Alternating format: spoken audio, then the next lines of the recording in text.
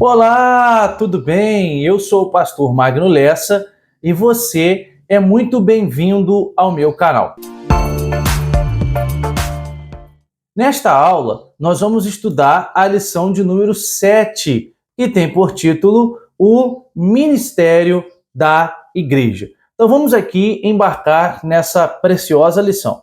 Mas antes, eu gostaria de te pedir, se é a sua primeira vez aqui, que se inscreva em nosso canal, curta esta aula e também compartilhe. E assim você vai nos ajudar a continuar produzindo aqui conteúdo para o YouTube. Bom, como o título da aula é o Ministério da Igreja, o texto áureo se encontra em Efésios, capítulo 4, versículo 11, que diz assim: E ele deu uns para apóstolos, e outros para profetas, e outros para evangelistas, e outros para pastores e doutores.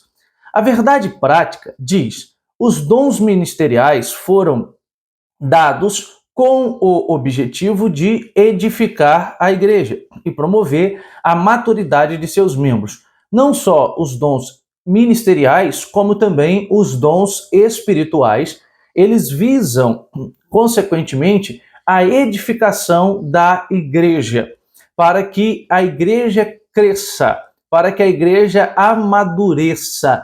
Então, Deus, pensando na edificação da sua igreja, deixou a nós os dons para que isso ocorra. Muito bem, diante disso, quais são os objetivos gerais que nós encontraremos aqui ao longo da nossa lição? Então, o primeiro objetivo será apresentar a doutrina bíblica do ministério sacerdotal, observada inicialmente na Antiga Aliança e praticada pelos crentes na Nova Aliança.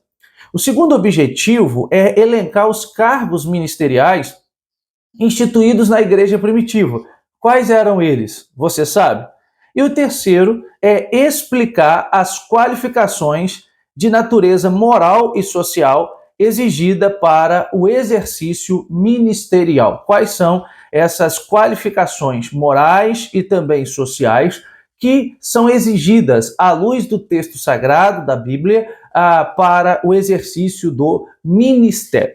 Logo, a palavra-chave que norteia toda a nossa lição é a palavra ministério. Bom, de maneira objetiva, vamos aqui então à nossa lição.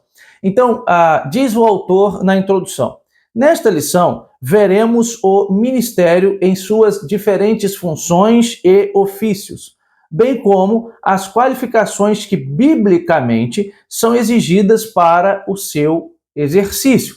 A Bíblia, ela faz algumas exigências para o exercício ministerial. E nós vamos observar quais são essas exigências que a Bíblia faz.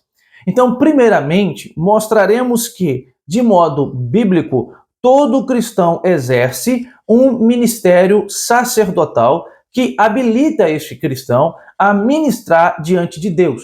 O que Martim Lutero, na Reforma Protestante, chamou de sacerdócio universal de todos os crentes. O que Pedro diz, né? Que nós somos sacerdotes, ou seja, como sacerdotes, podemos acessar a Deus, podemos falar com Deus. Não é necessário mais, como acontecia durante o período medieval, um intermediário entre nós e Deus. Um intermediário, um homem humano, pois esse intermediário é o próprio Cristo. Então, a gente pode ir diretamente a Deus, tá? Então, isso ficou conhecido como o sacerdócio universal de todos os crentes. Lutero chegava a dizer até um pouco mais, né? Ele dizia que na falta de um pastor, qualquer membro, né, em comunhão e tudo mais, poderia ministrar a ceia ou realizar batismos, tá? Então, nesse sentido, não há diferença entre o membro e a liderança, né? A liderança aqui, então, é vista como alguém designado por Deus, mas que não é maior do que os membros, que não é melhor do que os membros. Todos são sacerdotes de Deus.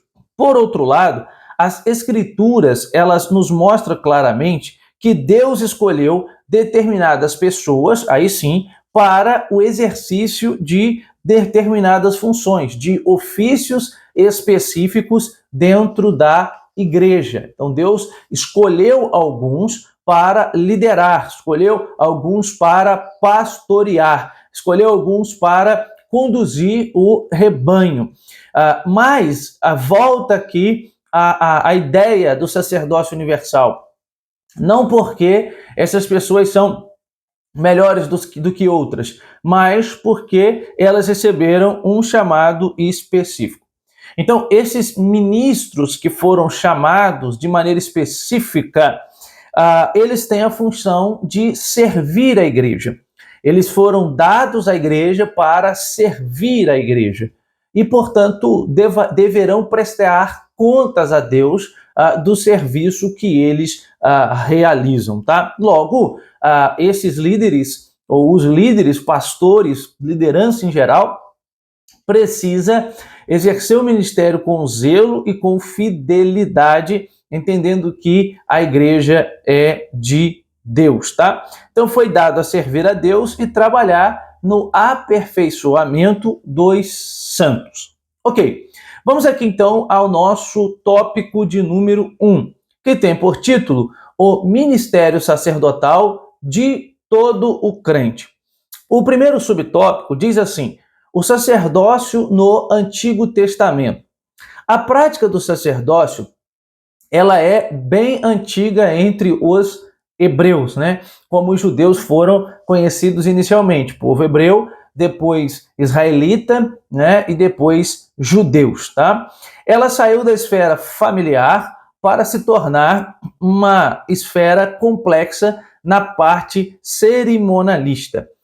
No Antigo Testamento, nós vemos o ofício sacerdotal, sobretudo a partir do livro de Êxodo, e aí um livro que apresenta as cerimônias que o sacerdote deveria realizar, que é o livro de Levítico, que não é tão fácil a leitura desse livro, mas ali, sobretudo, estão as práticas cerimoniais que o sacerdote deveria observar, tá?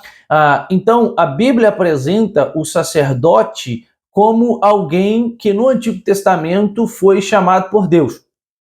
Diz a Bíblia que Deus escolhe uma tribo chamada tribo de Levi, e dessa tribo de Levi, Deus escolhe a casa de Arão, né, para dali suscitar sacerdotes. Então, quem nascia na tribo de Levi era um levita, não necessariamente automaticamente um sacerdote, e quem pertencia à tribo de Arão, a casa de Arão, né, daí a ordem araônica, poderia, né, em algum momento se tornar um sacerdote com 30 anos de idade, tá?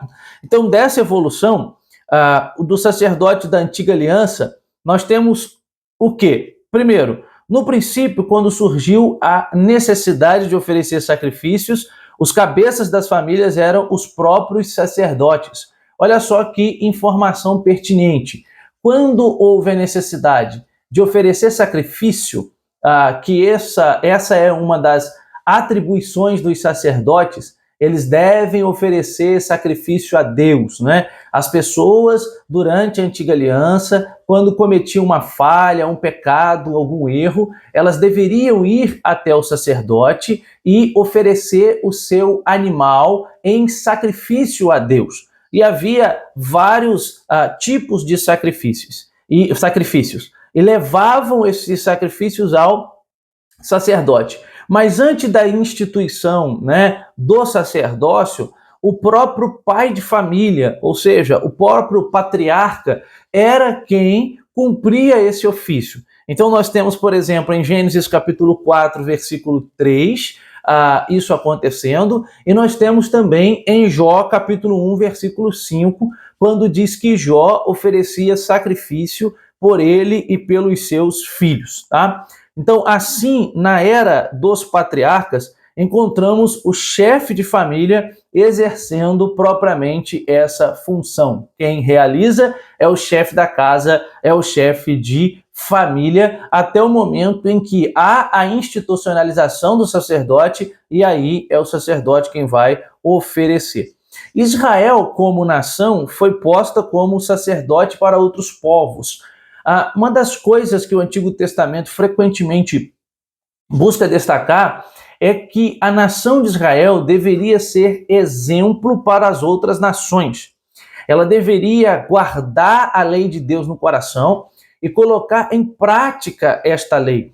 E, portanto, aonde Israel estivesse, a constituição que nortearia as atitudes do povo de Israel deveria ser propriamente a lei de Deus. Israel deveria ser o grande exemplo para as outras nações. O problema é que nós somos informados que Israel acaba falhando na sua missão de ser exemplo para outras nações. No Monte Sinai, o Senhor limitou, aí sim nós temos a instituição da prática sacerdotal, o sacerdócio à família de Arão e à tribo de Levi.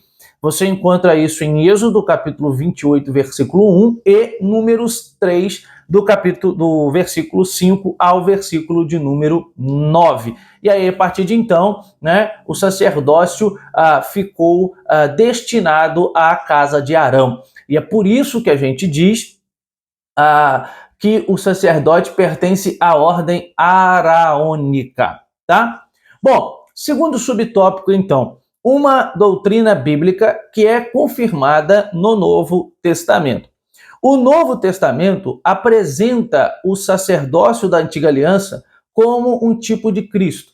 Isso aparece, sobretudo, na Epístola aos Hebreus, que foi uma epístola escrita com a finalidade de animar aqueles que estavam abandonando a congregação, sobretudo judeus que haviam abraçado a mensagem cristã, mas em virtude da perseguição empreendida pelos seus próprios patrícios, pelos próprios judeus, acabavam sendo desestimulados e desistindo da sua prática cristã.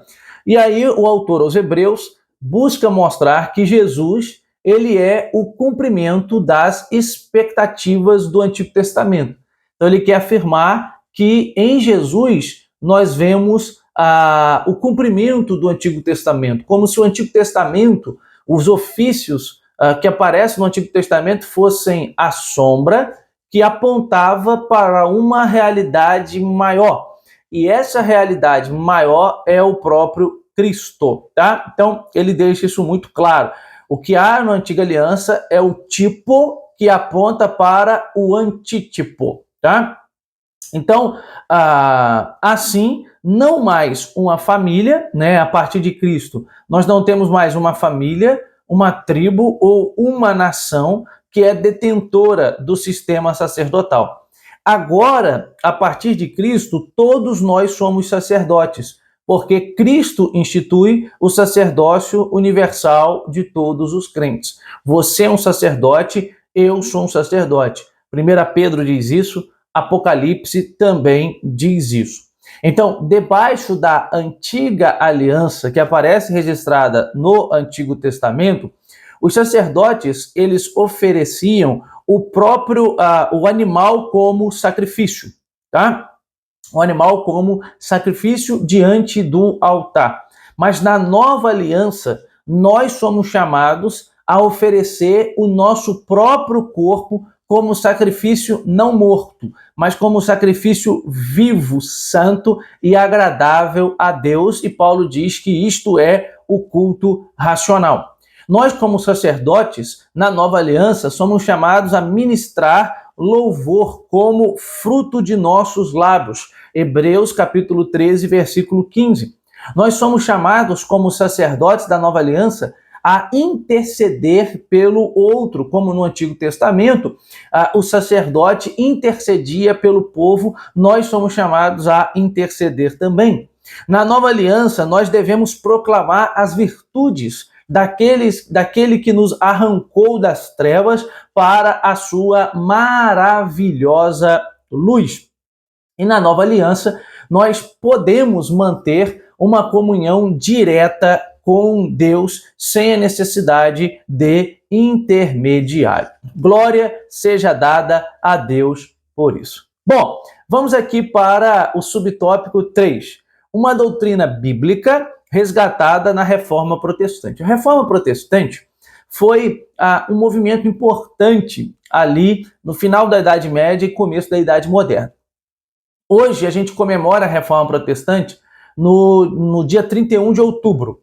Ela aconteceu em 1517, 31 de outubro de 1517. Então, há alguns anos atrás, foi comemorado no Brasil os 500 anos da Reforma Protestante. Esse dia 31 de outubro é o dia, né, de 1517 que Lutero ele escreve, ao escrever 95 teses, que são 95 questionamentos, né, à Igreja Católica do seu tempo, ele prega essas 95 teses, ou seja, ele fixa na porta do castelo de Wittenberg essas teses escritas em 31 de outubro. Então é por isso que comemoramos no dia 31 de outubro. Agora, eu preciso ter em mente aqui que Lutero é um nome da Reforma Protestante, mas Lutero não é o único nome.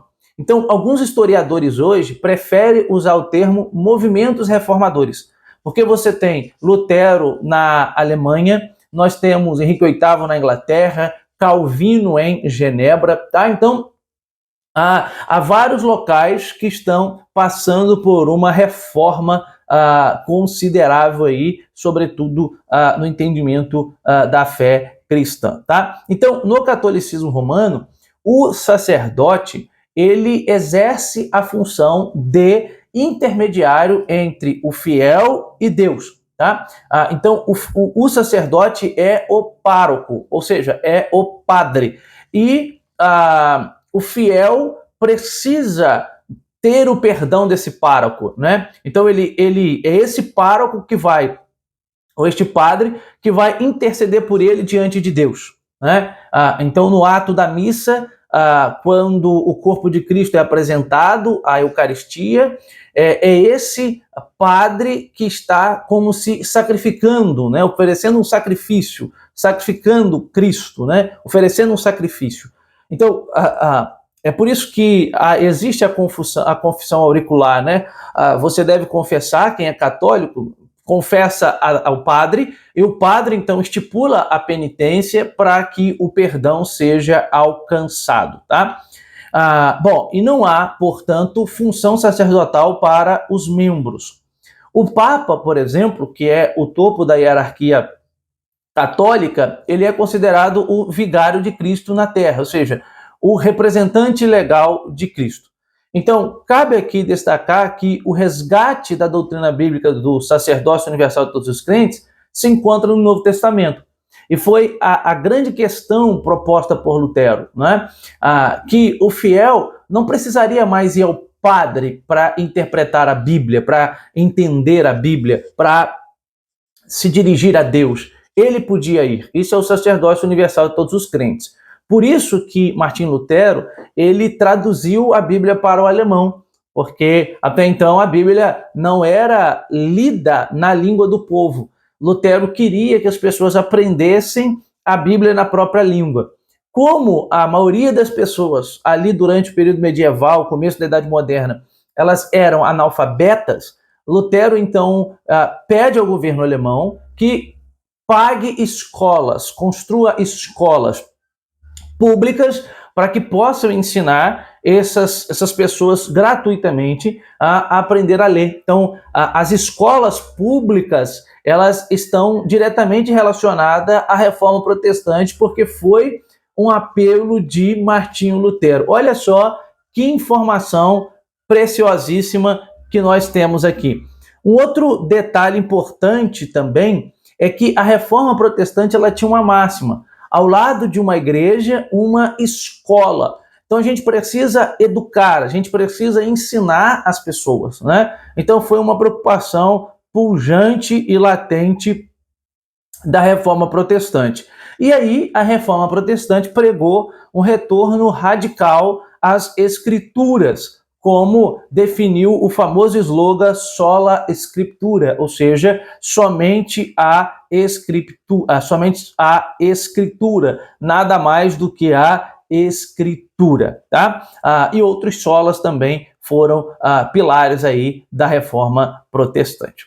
Amém? Bom, dito isso, então, vamos aqui para o nosso tópico de número 2, tá? O nosso tópico de número 2, ele tem por título Estrutura Ministerial do Novo Testamento. Como que o Novo Testamento apresenta a estrutura ministerial? Então, em primeiro lugar, nós temos o ministério quíntuplo que o Novo Testamento apresenta.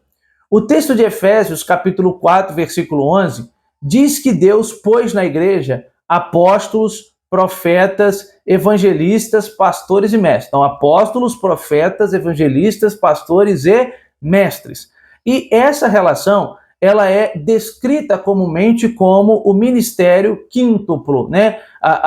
Como Deus instituiu aí para cuidar da igreja, para liderar a igreja, para conduzir a igreja.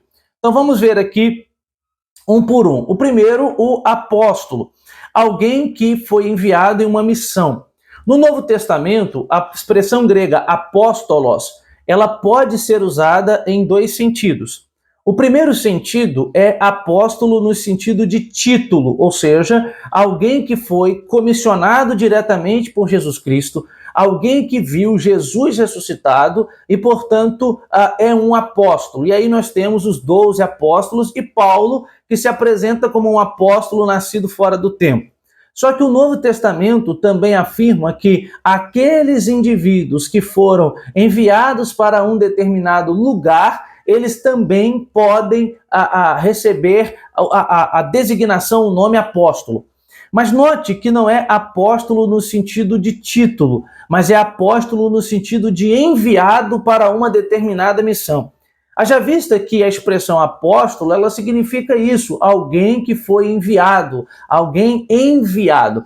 Então, o Novo Testamento, ele apresenta essa ideia. Imagine que alguém é enviado para a China para pregar. Eu posso dizer que esta pessoa, ela foi um apóstolo aos chineses, ela foi um apóstolo aos japoneses, ou seja, ela foi enviada, tá? Então, apóstolo é aquele que é enviado para uma missão. Alguns requisitos são apresentados. Primeiro, ter estado com o Senhor Jesus, ter sido uma testemunha da ressurreição de Jesus, ou seja, ter visto o Senhor ressurreto, ter operado milagres e sinais e maravilhas. Então, no Novo Testamento, o apostolado pode ser visto mais como uma função do que propriamente como um ofício. Bom, o segundo ministério aqui é o dos profetas. O profeta era alguém inspirado e autorizado para falar em nome de Deus. Se a gente observar o Antigo Testamento, o profeta era alguém chamado por Deus, alguém escolhido por Deus, alguém comissionado por Deus. A expressão profeta, né, no hebraico, navi, aquele que é chamado, e no grego profetes, aquele que fala em nome de, interpreta a vontade de, era o profeta. Era uma pessoa escolhida, era uma pessoa comissionada, né, no Antigo Testamento, e Paulo pega essa ideia aqui e aplica também o Novo Testamento. Logo, profeta no Novo Testamento é aquele que exorta, é aquele que consola. E também, como Atos capítulo 11, versículo 27 ao 29, é aquele que traz uma revelação do futuro. Contudo, eu preciso afirmar aqui que a Escritura, ela distingue o ministério de profeta, tá, do dom de profecia. Somente alguns eram chamados para ser profetas, então não eram todos. Não é porque alguém tem o dom de profecia que esse alguém é um profeta. Profeta era um chamado específico. Então, nós podemos ter várias pessoas com dons de profecia e não necessariamente que elas sejam profetas. Todos poderiam exercer o dom de profecia, mas não necessariamente ser profeta, porque é um chamado, um ofício específico, tá? Bom, evangelista. é alguém cujo ministério é centrado na salvação de almas. Ou seja, é alguém desbravador, é alguém que levanta as suas mangas e vai pregar, e vai anunciar, e vai falar, tá? É um ministério ligado a ganhar almas. E pastores e mestres. O pastor possui a função de apacentar o rebanho. Consequentemente, é claro, de ensinar esse rebanho. E o mestre tem a característica de ensinar, de apresentar as escrituras, de tornar clara para seus ouvintes a mensagem do evangelho. Deus precisa de mestres nesse tempo em que estamos vivendo, de pessoas que dedicam a sua vida à compreensão da Escritura e ao ensinamento da Escritura. Isso por meio de palestras, por meio de aulas e também por meio de livros, tá? Bom, segundo subtópico, o serviço de diáconos e presbíteros. Então, o Novo Testamento mostra como o diaconato foi instituído.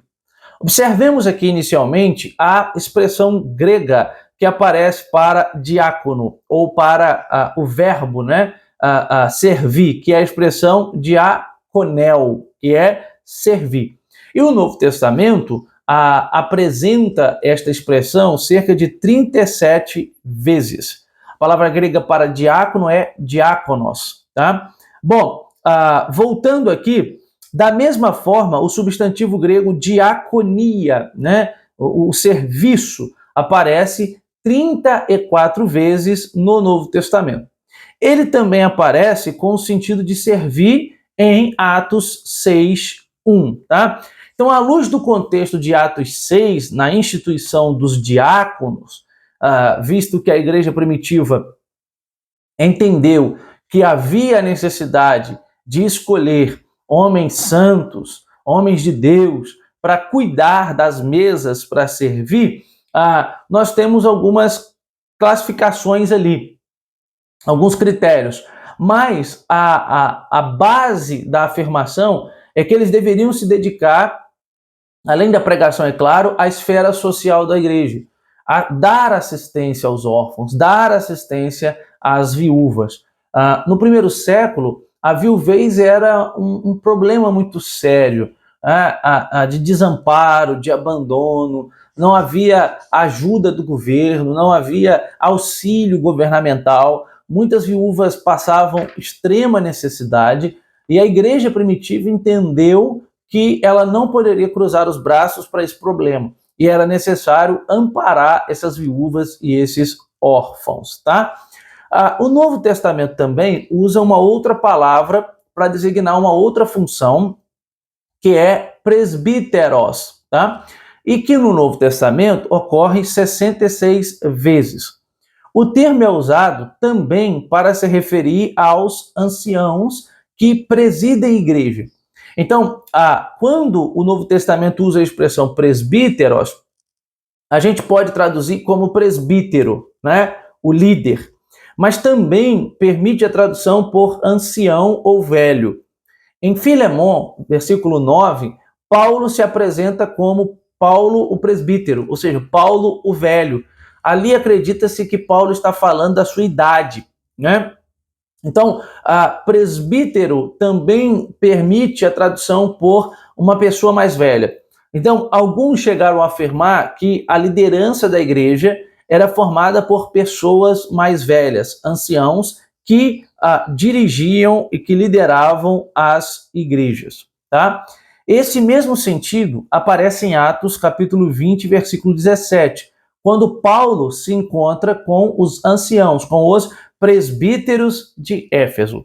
Logo, a gente pode afirmar que o presbítero é alguém que tinha a função de supervisionar, de presidir, e também a função pastoral, que era a função de apacentar, de ensinar, de auxiliar, de ajudar. Essas duas coisas se mesclam, né? O presbítero era basicamente o pastor hoje, né? Eu sei que na Assembleia de Deus existe essa questão de hierarquia, né? Mas no Novo Testamento essas coisas acabam se misturando. O presbítero é o pastor. Bom, as qualificações para o ministério. Então, a primeira qualificação que a Bíblia exige para quem quer exercer o ministério são as qualificações de natureza moral. Isso fica claro nas cartas que Paulo escreve a Timóteo, na primeira carta, e também na carta que Paulo escreve a Tito. Ali ele vai apresentar as qualificações para o exercício do ministério. Vamos aqui a essas qualificações. Primeiro, o que deseja o episcopado, né, o que deseja ser pastor, diz Paulo, excelente coisa faz. Então, não há problema almejar, desejar, né? Para Paulo isso é algo excelente. Precisa observar algumas coisas. Primeiro, ele não pode ser apegado ao dinheiro, ou seja, não pode ser avarento. A gente tem que tomar o cuidado porque o dinheiro está, ou já se tornou, né, um Deus. As pessoas confiam no dinheiro. As pessoas tratam pessoas de maneira diferente de acordo com o saldo bancário, né? Eu estava lendo um livro agora há pouco, antes desta aula, em que o autor estava dizendo isso. O dinheiro muda a forma com que você trata o outro, né? Então, quando você vê uma pessoa mais pobre, você tem uma maneira de tratar, mas quando é um rico milionário, você tem outra maneira de tratar. E uma vez que as pessoas depositam confiança no dinheiro, o dinheiro se tornou um ídolo, o dinheiro se tornou um Deus. Só que como não existe outro Deus, logo é um Deus falso. Então, não pode ser avarento. Cuidado para a gente não adorar e idolatrar o dinheiro. Ser irrepreensível, ou seja, alguém que não possua nenhuma acusação válida, isto é, alguém que não há nenhuma acusação, que o outro não tem o que falar dele, né, ou dela. O que não significa ausência de pecado, né? Nós erramos, nós falhamos, mas é uma pessoa ilibada, acima de qualquer acusação legítima e de algum escândalo público. Em outras palavras, é alguém que dá exemplo, é alguém que é exemplo, é alguém que transparece a graça de Cristo na sua vida, na sua trajetória, tá?